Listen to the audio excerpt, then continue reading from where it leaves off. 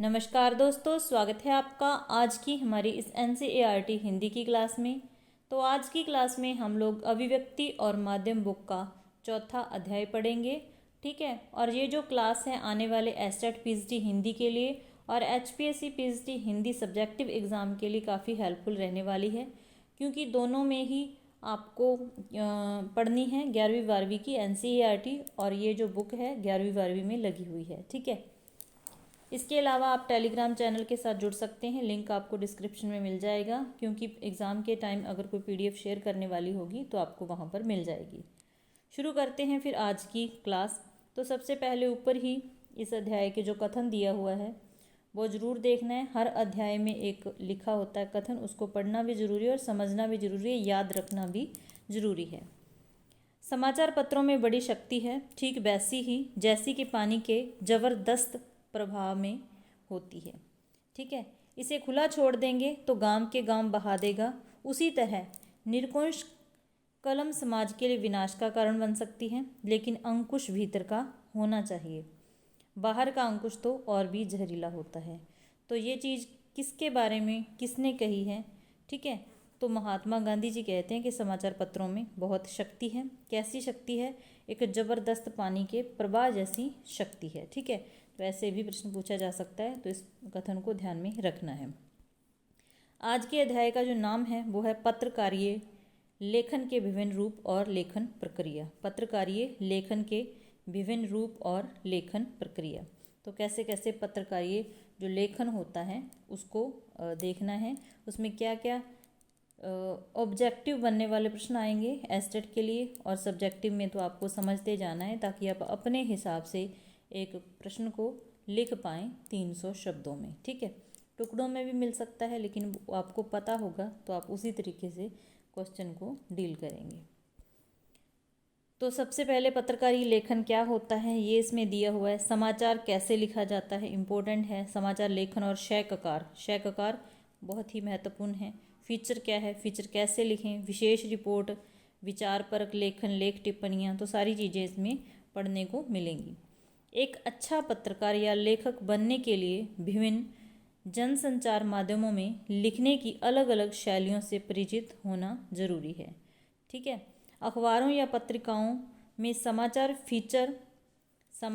Feature, विशेष report, लेख और टिप्पणियाँ प्रकाशित होती हैं। इन सब को लिखने की एक अलग अलग पद्धति होती है जिनका ध्यान रखा जाना चाहिए। समाचार लेखन में उल्टा पिरामिड शैली का उपयोग किया जाता है। तो समाचार लेखन किस शैली में लिखा जाता है? उल्टा पिरामिड शैली में, इम्पोर्टेंट है। ठीक है, समाचार लिखते हुए शैककारों का ध्यान रखना जरूरी है। तो कितने ककार होते हैं समाचार लेखन में? 6 ककार होते हैं। एस्टेट वाले बच्चे इस बात पर ध्यान देंगे। फीचर लेखन में उल्टा पिरामिड के बजाय फीचर की शुरुआत कहीं से भी हो सकती है, जबकि विशेष रिपोर्ट के लेखन में तथ्यों की खोज और विश्लेषण पर जोर दिया जाता है। ठीक है, जो फीचर लेखन होता है उसमें उल्टा पिरामिड के बजाय फीचर की शुरुआत मतलब कहीं से भी हो सकती है, लेकिन जो विशेष रिपोर्ट होती है उसके लेखन में तथ्यों की खोज और विश्लेषण पर जोर दिया जाता है। समाचार पत्रों में विचारपरक लेखन के तहत लेख, टिप्पणियों और संपादकीय लेखन में भी विचारों और विश्लेषण पर जोर दिया जाता है। ठीक है, तो आगे समाचार लेखन में क्या क्या चीज़ें ध्यान में रखनी चाहिए, उसके मेन पॉइंट है, उसको अच्छे से देखना है ताकि प्रश्न आए और आप लिख पाएँ।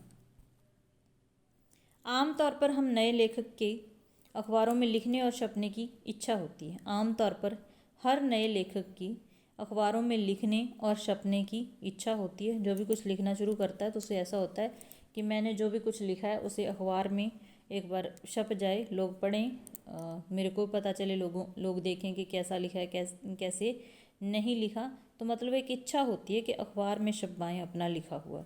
यह बहुत स्वाभाविक है, लेकिन अखबारों के लिए लेखन आसान भी है और मुश्किल भी है, दोनों ही है। दोनों में मतलब संतुलन बना के ही चलना होता है। आसान भी है लिखना और मुश्किल भी है।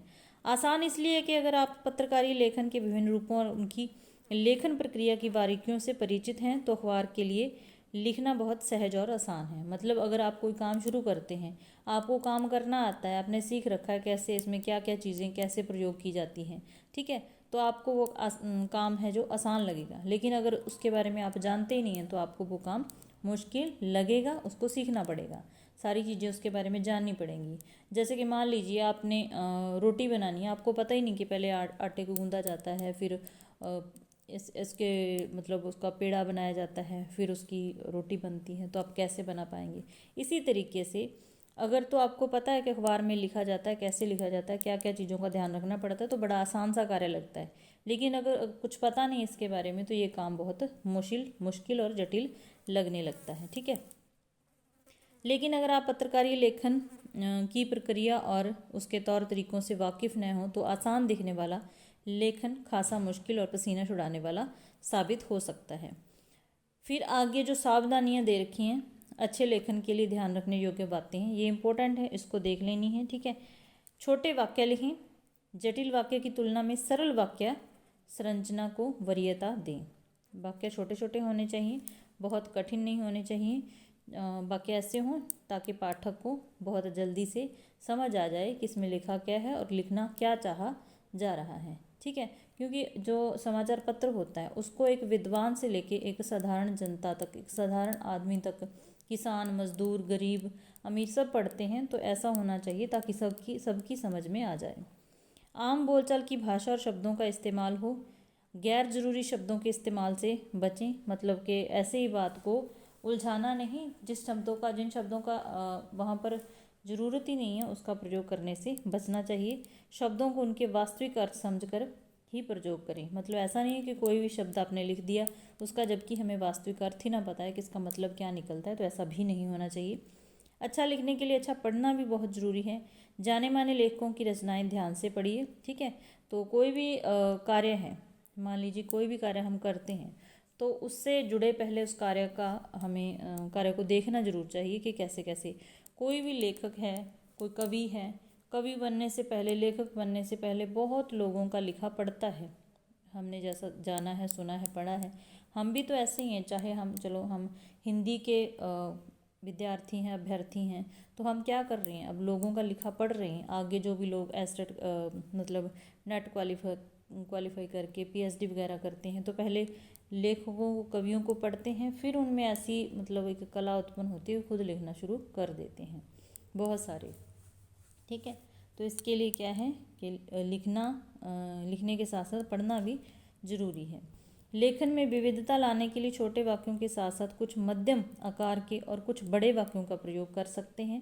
इसके साथ साथ मुहावरों और लोकोक्तियों के प्रयोग से लेखन में रंग भरने की कोशिश कीजिए। अपने लिखे को दोबारा ज़रूर पढ़िए, ये बहुत ही इम्पोर्टेंट है कि आपने ज़रूरी नहीं है कि जो अखबार के लिए लिख रहा है उसके लिए ये ज़रूरी है, सभी के लिए ज़रूरी होता है कि आपने जो चीज़ एक बार लिख दी उसको वैसे का वैसा नहीं छोड़ना चाहिए, उसे पढ़ना ज़रूर चाहिए।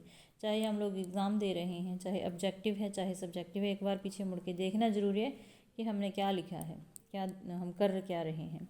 और अशुद्धियों के साथ साथ गैर जरूरी चीज़ों को हटाने में संकोच मत कीजिए। लेखन में कसावट बहुत ज़रूरी है। लिखते हुए यह ध्यान रखिए कि आपका उद्देश्य अपनी भावनाओं, विचारों और तथ्यों को व्यक्त करना है, न कि दूसरों को प्रभावित करना है, ठीक है। एक अच्छे लेखक को पूरी दुनिया से लेकर अपने आसपास घटने वाली घटनाओं, समाज, पर्यावरण पर गहरी निगाह रखनी चाहिए और उन्हें इस तरह से देखना चाहिए कि वे अपने लेखन के लिए उससे विचार बिंदु निकाल सकेंगे।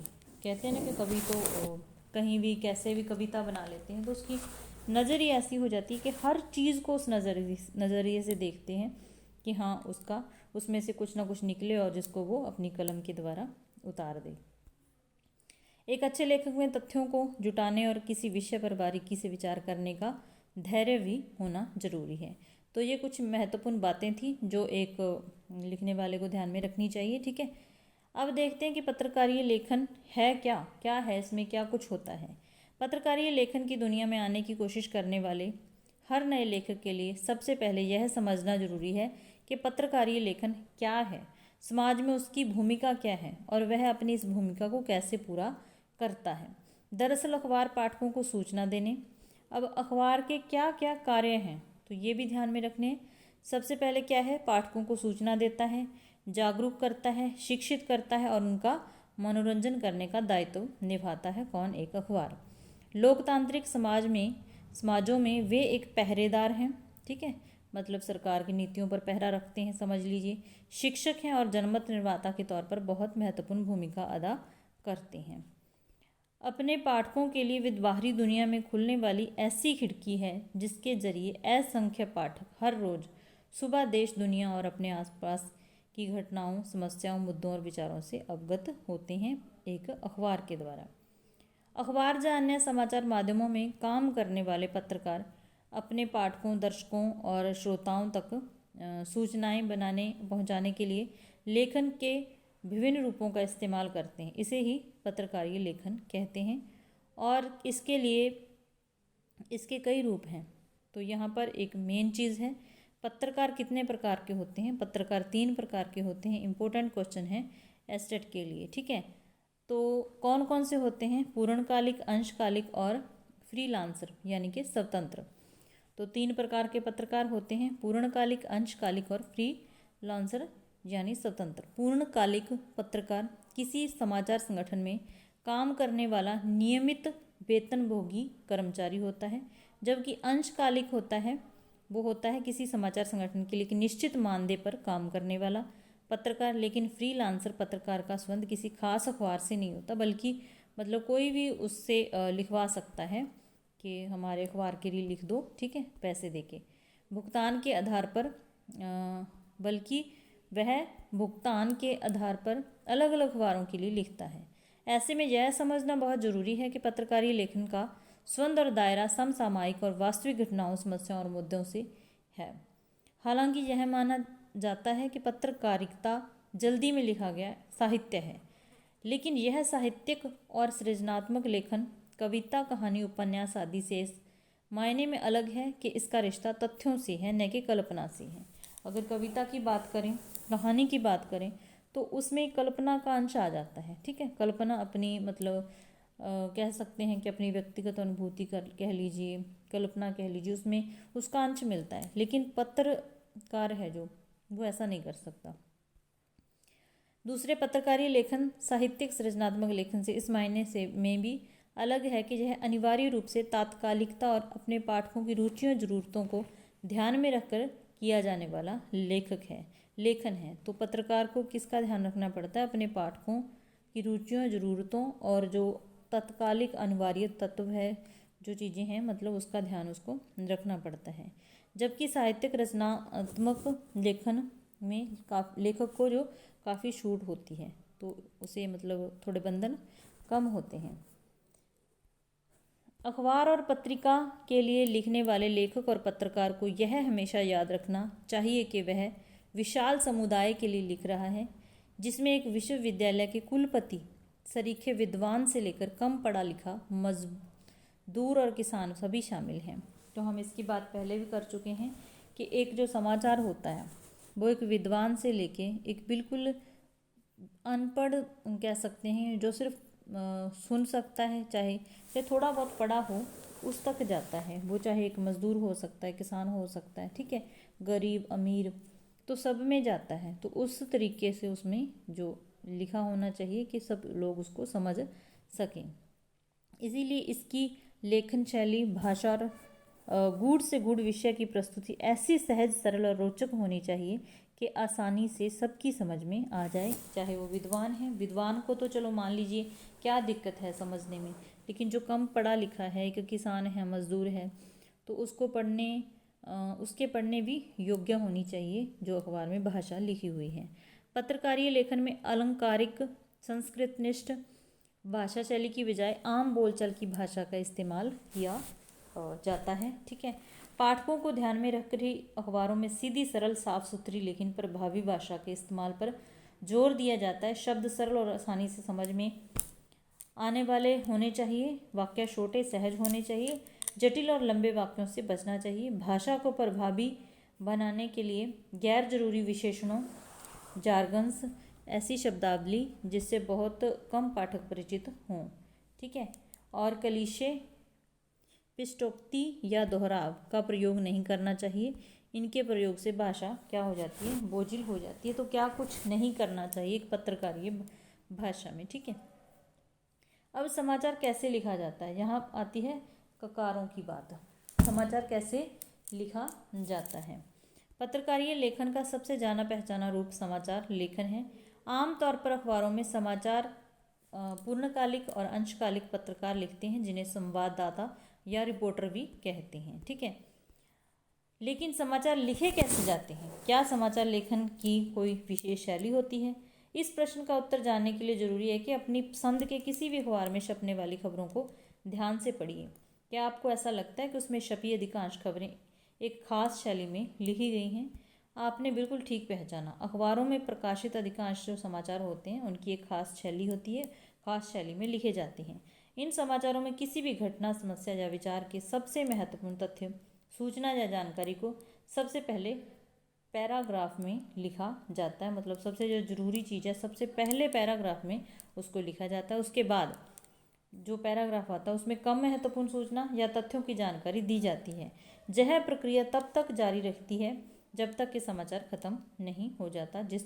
मतलब समाचार की बात हो रही है, जब तक वो ख़त्म नहीं हो जाता तो यही चीज़ चलती है कि पहले सबसे महत्वपूर्ण, फिर उससे कम महत्व वाली, फिर ऐसे ऐसे, ठीक है। पिछले अध्याय में हमने समाचार लिखने की इस शैली के बारे में बताया था। जैसा कि आपको पता है कि इसे समाचार लेखन की उल्टा पिरामिड शैली कहा जाता है। तो ये हो गया उल्टा पिरामिड शैली, जिसमें क्या है, ये भी तीनों चीज़ें याद रखनी है। पहले आता है उल्टा पिरामिड, मतलब ऐसे करके ये हो गया, पहले इंट्रो या मुखड़ा, फिर बॉडी, फिर समापन। तो ये उल्टा पिरामिड है, यह शैली है अखबार लिखने की, समाचार पत्र लिखने की, ठीक है। तो इसमें किस तरीके से होता है, पहले इंट्रो होता है, फिर उसमें क्या क्या चीज़ें कैसी होती है, फिर उसी प्रकार से उस समाचार का, न्यूज़ का अंत कर दिया जाता है, ठीक है। तो उल्टा पिरामिड शैली को इन्वर्टेड पिरामिड स्टाइल भी कहते हैं। ये करके भी पूछा जा सकता है, एस्टेट वाले बच्चे थोड़ा ध्यान दें, के नाम से जाना जाता है। यह समाचार लेखन की सबसे लोकप्रिय, उपयोगी और बुनियादी शैली है। तो समाचार लेखन की सबसे बुनियादी, लोकप्रिय, उपयोगी शैली कौन सी है? उल्टा पिरामिड शैली या इन्वर्टेड पिरामिड स्टाइल। यह शैली कहानी या कथ्य लेखन की शैली के ठीक उल्टी होती है। कहानी या कथा लेखन की शैली के ठीक उल्टी शैली कौन सी है, ये भी पूछा जा सकता है। तो उल्टा पिरामिड, जिसमें क्लाइमैक्स बिल्कुल आखिर में होता है, इसे उल्टा पिरामिड इसीलिए कहा जाता है क्योंकि इसमें सबसे महत्वपूर्ण तथ्य या सूचना यानी क्लाइमैक्स पिरामिड के सबसे निचले हिस्से में नहीं होती, बल्कि इस शैली में पिरामिड को उल्टा कर दिया जाता है। हालांकि इस शैली का प्रयोग 19वीं सदी के मध्य से ही शुरू हो गया था, लेकिन इसका विकास अमेरिका में गृह युद्ध के दौरान हुआ। उस समय संवाददाताओं को अपनी खबरें टेलीग्राफ संदेशों के जरिए भेजनी पड़ती थी, जिसकी सेवाएं महंगी, अनियमित और दुर्लभ थी। कई बार तकनीकी कारणों से सेवा ठप हो जाती थी, इसीलिए संवाददाताओं को किसी घटना की खबर कहानी की तरह विस्तार से लिखने के बजाय संक्षेप में देनी होती थी। इस तरह उल्टा पिरामिड शैली का विकास हुआ और धीरे धीरे लेखन और संपादन की सुविधा के कारण यह शैली समाचार लेखन की मानक शैली बन गई। तो इसको स्टैंडर्ड शैली भी कहा जाता है, ये भी ध्यान रखना है। अब समाचार लेखन और शैककार, जो ये शैककार है ये इम्पोर्टेंट है, ठीक है। कौन कौन से होते हैं, कैसे कैसे, कहाँ कहाँ इसका प्रयोग होता है। किसी समाचार को लिखते समय मुख्यतः 6 सवालों का जवाब देने की कोशिश की जाती है। तो ये जो 6 ककार हैं, ये क्या है, 6 सवाल हैं, की जाती है। क्या हुआ, किसके साथ हुआ, कहाँ हुआ, कब हुआ, कैसे और क्यों हुआ। तो क्या है ये 6 ककार? क्या हुआ, किसके साथ हुआ, क्या हुआ, किसके साथ हुआ, कहाँ हुआ, कब हुआ, कैसे और क्यों हुआ। तो इस क्या, किसके, कहाँ, कब, क्यों, कैसे को 6 ककारों के रूप में जाना जाता है। किसी घटना, समस्या या विचार से संबंधित खबर लिखते हुए इन 6 ककारों को ध्यान में रखा जाता है। समाचार के मुखड़े, इंट्रो यानी पहले पैराग्राफ या शुरुआती 2-3 पंक्तियों में आमतौर पर 3 या 4 ककारों को आधार बनाकर खबर लिखी जाती है। तो इंट्रो में कितने ककारों का प्रयोग होता है? 4 ककारों का। क्या, कौन, कब, कैसे। क्या, कौन, कब, कैसे। इसके बाद समाचार की बॉडी में और समापन के पहले बाकी दो ककारों कैसे और क्यों का जवाब दिया जाता है। इस तरह 6 ककारों के आधार पर समाचार तैयार होता है। इसमें से पहले 4 ककार क्या, कौन, कब, कहाँ, तो इम्पोर्टेंट क्वेश्चन आ गया।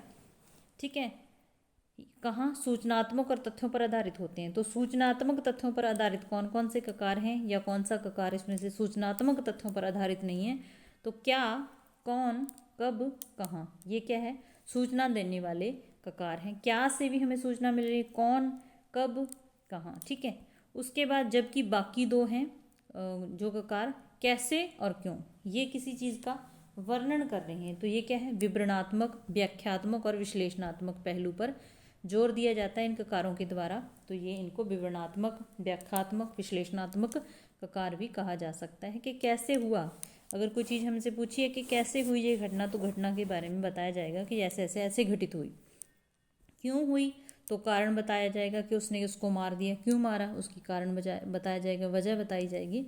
तो ये विवरण देने वाले ककार हो गए। ठीक है, अब अखबार में प्रकाशित एक समाचार पर गौर कीजिए। तो यहाँ पर क्या दे रखा है, एक उदाहरण के रूप में दिया हुआ है कि कैसे कैसे एक खबर लिखी जाती है। मास्को में छत ढहने से 4 लोग मरे, 29 घायल।